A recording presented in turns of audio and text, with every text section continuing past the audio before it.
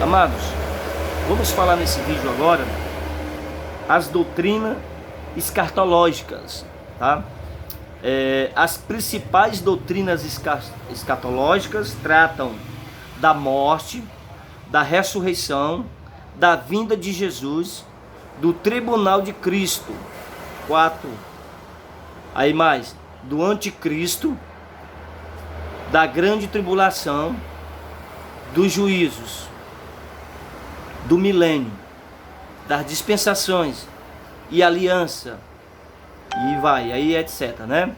As doutrinas escatológicas nos dão uma visão geral das coisas futuras, segundo a revelação divina. A Bíblia, né?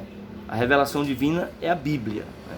Essa doutrina são as mais difíceis das Sagradas Escrituras. Elas devem ser estudadas por último, pelo estudante da Bíblia, uma vez que elas pressupõem um prévio e abalizado conhecimento pelo estudante dos demais grupos de doutrinas da Bíblia, a saber, as doutrinas da salvação e as doutrinas da vida cristã. Doutrina da salvação, ela é chamada de uma disciplina que tem, não está aqui na apostila, mas tem uma disciplina que chama doutrina da salvação, né, que é a soteriologia. Soteriologia é o estudo a respeito da salvação, né? Biblicamente, morte, vamos aqui, referências bíblicas. Em Hebreus, capítulo 9, Hebreus, vou ler com você, tá? Vou ler essa passagem bíblica. O 9 e 27 eu já sei que está escrito, mas eu vou ler todinho para você, tá bom? Vamos acompanhar na Bíblia, tá bom? Capítulo de Hebreus 9 e versículo 27, que é para não deixar a congregação e etc, etc. Mas vamos ler do início, que diz aqui o seguinte: E como aos homens está ordenado a morrer uma só vez, indo depois disso o juízo. Então está escrito isso, né? A passagem que não deve deixar é o capítulo 10, versículo 27, que não deve deixar a sua congregação, né? Então aqui a palavra de Deus está dizendo o seguinte, que o homem está ordenado a morrer uma só vez, né? Aqui está falando da doutrina da morte, certo? Essa é a doutrina da morte e do estado intermediário. Vou ver aqui se eu não fiz aqui alguma mistura bíblica, doutrina do cristão. O terceiro é a doutrina do povinho, pronto. E aí nós estamos agora lendo a doutrina da morte, que está escrito no capítulo de Hebreus 9, 27, que o homem está ordenado a morrer uma só vez, vindo isso depois o juízo final. Também em Romanos, no capítulo 5, versículo 12, Romanos vai estar falando, melhor dizendo, falando o seguinte, dizendo assim, pelo que, como por um homem entrou o pecado no mundo, e pelo pecado a morte, assim também a morte passou a todos os homens, por isso todos pecaram. Ou seja, quando aqui está dizendo o seguinte, para você estudar a escatologia, os acontecimentos futuros, precisa primeiro você ter domínio, ter um conhecimento bem expandido a concernente à doutrina da salvação, certo? Tem que saber a doutrina da salvação, por quê? E a vida cristã, que é para você poder entender, porque se você for ler primeiro a escatologia, para depois você ir ler a doutrina da salvação, para você ir ler qual meio se dar a salvação, né? Como se dar a salvação, aí você vai estar já engodado lá, que você não vai entender muita coisa. Já quando você já conhece a doutrina da salvação, né? De onde partiu a sua salvação, quando já conhecemos isso, aí você já pode, como deve ser uma vida cristã, qual é o procedimento de uma vida cristã. Aí quando você for para a escatologia, você vai entender que a escatologia vai estar falando do final, né, do futuro dessas pessoas que são salvas e das pessoas que são condenadas, tá? Então, por isso que é interessante conhecer primeiro a salvação, que inicia em Jesus Cristo. Começar a ler em Mateus, e aí vai lendo. Aí depois você vai ver os livros do Antigo Testamento que são escatológicos, que já foi falado aqui. Bom? Diz aqui o seguinte,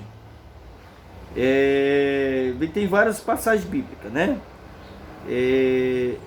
Biblicamente, morte não significa extinção do ser humano, e sim separação, certo?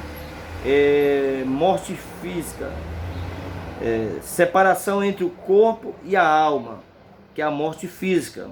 Separação entre Deus e o homem nesta vida, morte espiritual. Separação eterna entre o homem e Deus é na outra vida, que é a morte eterna, também chamado na Bíblia como segunda morte. Então nós conseguimos ver aí no mínimo 3 tipos de morte, não é verdade? Qual é a primeira? Eu vou fazer aqui com você. Primeira morte, vamos para a primeira morte. A primeira morte é a separação do corpo e da alma, certo? Quando a pessoa morre fisicamente. A segunda morte é a separação do homem para com Deus, quando ele morre espiritualmente, em pecado, e que não deve mais satisfação a Deus. Essa é a segunda morte. A terceira morte é a morte quando a pessoa morre, né, que sai do corpo, e a pessoa lá é separada de Deus. Ela é tida na Bíblia como segunda morte, ou inferno. Então, o inferno é uma separação do ser humano da presença de Deus. E essa separação leva ele a um lugar de tormento, inferno, fogo, onde é o outro lado que o diabo está. Um lado está Deus, o outro lado está o diabo. O diabo é para baixo, Deus é para cima. Então, quem morre aqui por esse mundo, que não tem a vida eterna, vai ter a morte eterna, que é separado de Deus para sempre. Certo? Vamos lá. Terceiro, o estado dos salvos, que hoje morrem. Segundo Coríntios, capítulo 5, o versículo de número 8, vai estar narrando o estado. Quem morre hoje vai para onde? Segundo a Bíblia, né? Eu vou ler aqui para você, mas a Bíblia diz que a pessoa está guardada em Deus.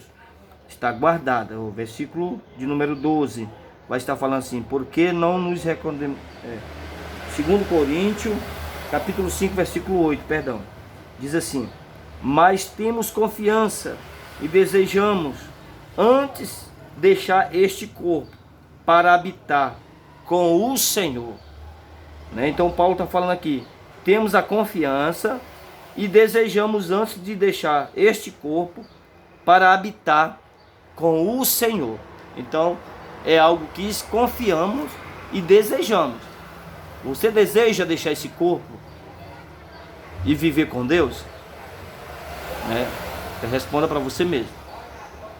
Você tem convicção de que quando sair do corpo vai estar com o Senhor? Devemos ter. Se confiamos no sangue de Jesus, se confiamos em Deus, se acreditamos na outra vida, as nossas atitudes estão para pregar o Evangelho, para fortalecer, para dar palavra de ânimo, para ajudar, pedir misericórdia a Deus, se policiar. Essa é a vida cristã, tá bom? Vamos lá. Filipenses 3 e 21. Filipenses 3 e 21 vai falar, tá? Vai falar que nós receberemos um corpo semelhante ao de Cristo, seremos transformados. Diz aqui, ó, que transformará o nosso corpo abatido para ser conforme o seu corpo glorioso, segundo o seu eficácia, poder